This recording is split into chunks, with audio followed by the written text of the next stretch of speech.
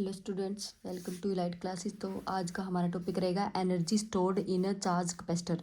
ये निकालेंगे हम किसके लिए? पैरेलल प्लेट कैपेसिटर के लिए।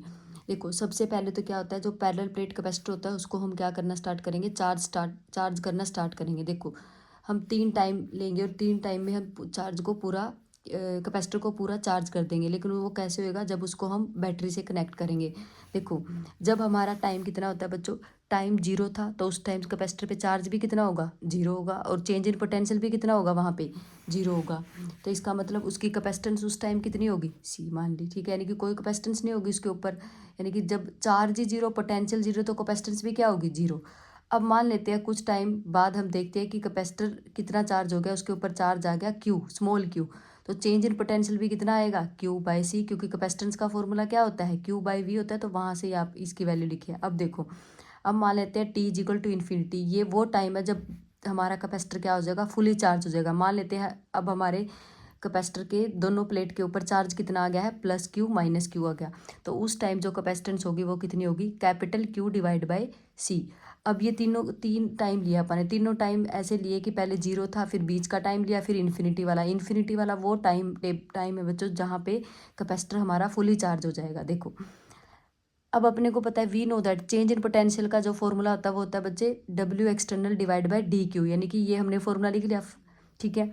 अब देखो, अपने को क्या निकालना है? अपने को यहाँ पे निकालना है टोटल वर्क डन, ठीक है। टोटल वर्क डन क्यों निकालना है? क्योंकि 3 टाइम है ना हमारे पास। यानी कि पहले देखो, सेकंड वाला टाइम में जो चार्ज लेके गए तब वर्क डन किया, इन्फिनिटी वाले टाइम में जो चार्ज लेके गए तब वर्क डन किया। यानी कि अपने को क्या निकालना पड़ेगा यहाँ पे? Total work done.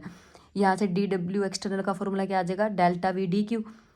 Total work done निकालने के लिए हम क्या यूज करेंगे? यहाँ पे इंटीग्रेशन। ये हमने इंटीग्रेशन यूज कर दिया दोनों साइड, यहाँ पे भी डी से इंटीग्रेशन कैंसिल। तो यहाँ पे क्या बच गया? W external D Q. ऐसे कैसे? चेंज इन पोटेंशियल की वैल्यू कौन से वाले टाइम की पुट करेंगे? बीच वाला टाइम हम उठाएंगे। तो यहाँ से डेल्टा वी की वैल्यू कितनी है? क्यू बाई सी। यहाँ पे पुट कर दी डेल्टा वी की जगह क्यू बाई सी। कैपेसिटेंस क्या है? कांस्टेंट है, तो ये कहाँ आ जाएगी? 1/c बाहर आ गया, अंदर क्या बच गया अपने पास? क्यू इंटू में डी क्यू। अब यहाँ पे मेन बात रहेगी कि लिमिट क्या ले। देखो पीछे क्या बच्चे? डी क्यू के अकॉर्डिंग ही हम लिमिट लेंगे। देखो, चार्ज कैपेसिटर पे पहले कितना चार्ज था स्टार्टिंग में? जीरो। और फुल चार्ज हुआ तो कितना हुआ? Capital Q. तो लिमिट लेंगे हम जीरो से कैपिटल क्यू, जीरो से कैपिटल क्यू। तो इसका इंटीग्रेशन होगा तो क्या हो जाएगी? ये Q square divide by two. अब टू भी बाहर आ जाएगा, 1/2c। अब लिमिट पुट कर दो, upper limit minus lower limit. तो वर्क डन का फॉर्मूला हमारे पास क्या आ गया? Q square by 2c। अब हमें को पता है जितना हम वर्क डन करते हैं वही हमारी एनर्जी की फॉर्म में स्टोर होता है। तो इसका मतलब पैरेलल प्लेट कैपेसिटर की एनर्जी कितनी आ जाएगी? सेम यही होगी जो वर्क डन की होगी, क्यू स्क्र बाई 2c। अब उसके फॉर्मूला तो निकल गया हमारा यहाँ तक। अब दो फॉर्मूले अपने को ये भी याद रखने हैं। अगर हमसे पूछे कि यही सेम फॉर्मूला चार्ज और सिर्फ वोल्टेज की टर्म में बताओ, तो यहाँ पे किसकी वैल्यू पुट कर दोगे? चार्ज की वैल्यू पुट कर दोगे। तो अपने पास एनर्जी का फॉर्मूला आ जाएगा 1/2 क्यू वी।